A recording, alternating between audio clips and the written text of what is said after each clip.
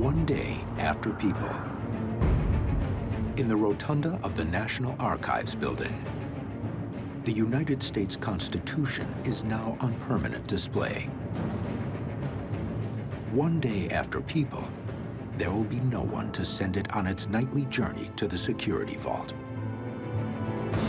The parchment document is preserved in a shatterproof sealed encasement filled with argon, an inert gas that replaces oxygen and moisture-containing air that could wreak havoc over time.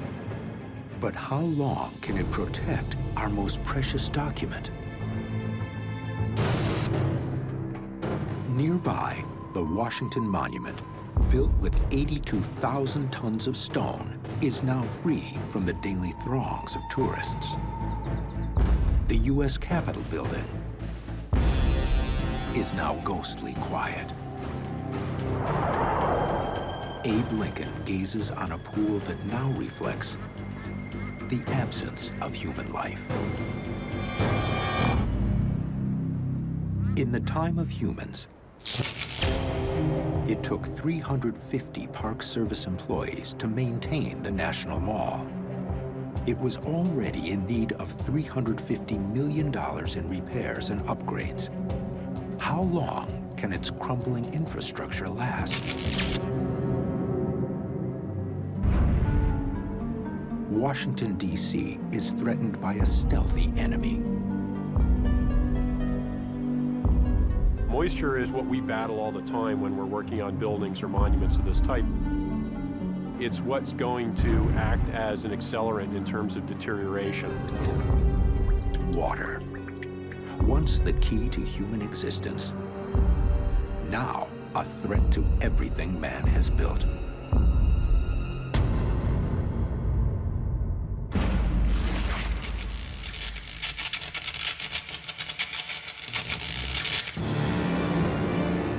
One week after people, in the entertainment capital of the world, the notorious Los Angeles freeways are free of traffic. The 73-story U.S. Bank Tower, the tallest building west of the Mississippi, was designed to be occupied for more than 100 years. It was also built to survive the big one, an earthquake measuring at least 7.5 on the Richter scale. But how long will it stand without human maintenance? We shall see.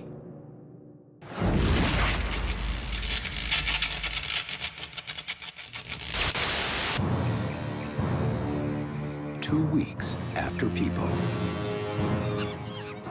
In both the Washington, D.C. and L.A. zoos, the animals are dying. Elephants are frantic, without humans to supply their vegetarian intake of 150 pounds per day. Using their superior intelligence and powerful trunks that can lift up to 600 pounds, they are able to break out. Elephants are actually remarkably well equipped for operating in a world without people. They are able to defend against just about any predator that's likely to come their way.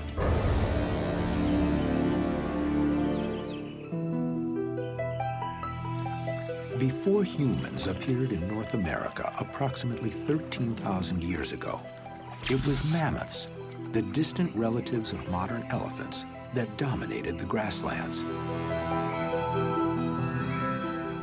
This is a group of animals that did very well indeed in the Americas before we got here, and there's every reason to expect they would do just fine again without us.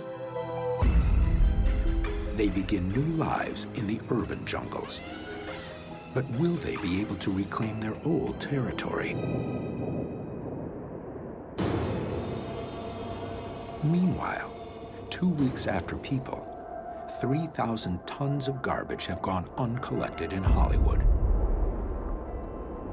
Some sewer systems deliver the garbage directly to the ocean, where it will add to a floating trash heap in the middle of the Pacific. The Great Pacific Garbage Patch, halfway between San Francisco and Hawaii, contains 3.5 million tons of nearly indestructible plastic waste, a floating dump twice the size of Texas. After people, how long will it take before the Pacific Ocean is free of man's garbage?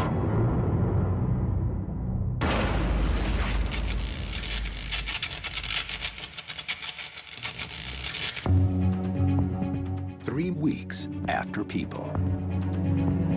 The impossibly lush image of Los Angeles is getting a facelift.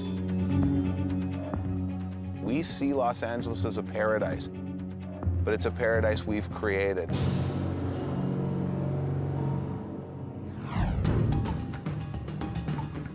In the time of humans, LA residents used 137 gallons of water per person per day, with more than half that amount used to water lawns and plants.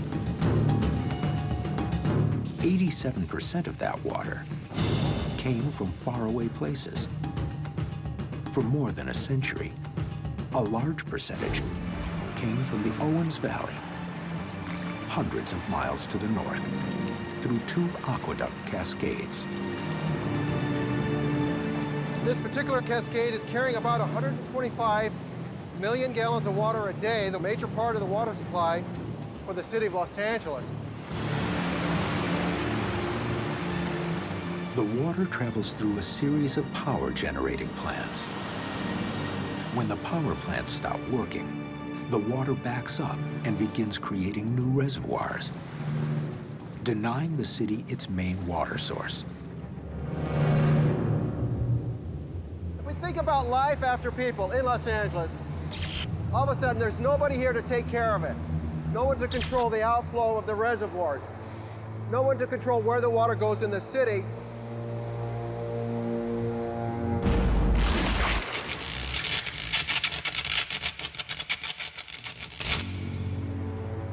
One month into a life after people, LA is returning to its natural state. Los Angeles really is a desert. Now, the thirsty green lawns, trees, and manicured gardens are withering, setting the stage for a massive catastrophe soon to come. More than 2,000 miles away, the problem is quite the opposite. There's too much water in Washington, D.C., and the city is beginning to drown. Life after people here in Washington, D.C. along the Potomac River will be a very different place. Water levels will be higher, floods will be greater, because more of that water is now flowing through the river rather than being taken away for showers and for bathing and for drinking water in Washington, D.C.